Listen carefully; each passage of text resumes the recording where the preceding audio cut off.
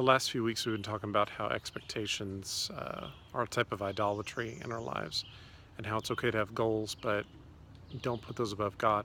And Christ himself went after the scholars and Pharisees of his time and said, you guys, they're not going to happen when you think they're going to happen. They're going to happen on my time scale, not yours. Not just because you asked real nicely, you think you know everything.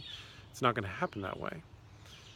But this week I wanted to kind of wrap that up and just have us understand that it's going to be tough when our expectations are not met, because we are human. We want things. We want this, we want that. But at the end of the day, they're not going to happen, and that's okay. But on top of that, the great news is that Christ is close to us. When we have that type of attitude, that humbleness of follow through for his sake, the focus of giving him the glory, giving God the glory, of letting that take precedence. I like to travel outside, and this whole trip was really about going out to places like these areas that are beautiful, and areas that I feel like are much closer to like what creation should be than what we've done to it. Granted, I mean, wouldn't be able to see without what we've done because I got glasses. But when we lose out on our expectations, we gain Christ. We gain the truth that he is working in us, and that he is doing something bigger and mightier than we could ever fathom.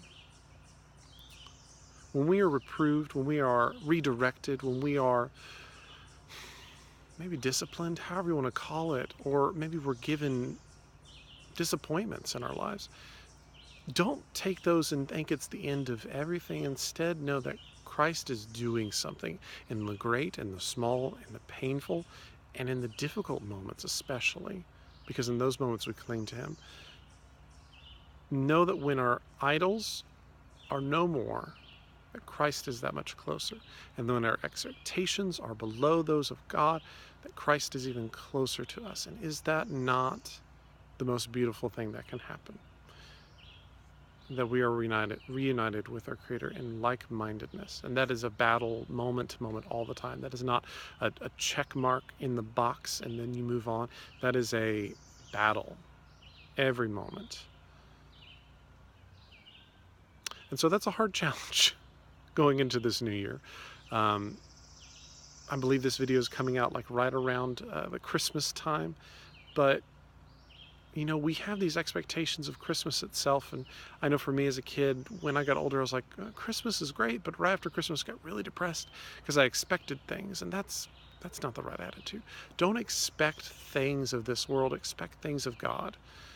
Maybe they'll be great, maybe they'll be awesome, maybe they will be shocking at times. But in those moments, no matter what happens, God is getting the glory in ways we may not be able to fathom. But keep your eyes peeled. He is doing something, and he is willing to do it in you if you're willing to submit to that. Check us out at livingthorn.com. If you'd like to submit your story, submit it through there. You could email the account for that website, which is me and maybe others eventually, which is cole@livingthorn.com. If you would rather send the story that way, or if you just want to ask me questions or other things. As this year keeps going on, I try to keep updating things, but you know, it's tough sometimes. If you're at all interested in contributing to these types of videos or to writing blog posts, contact me. I would love that opportunity, that partnership. And as you go into this new year, don't just make resolutions about weight, which are good resolutions. I need to make that one too. But also make resolutions that, you know what, I'm going to live a year to God and not a year to me. Because that's what this is all about, right? Have a great year. And I'll see you next year. Weird way to end it.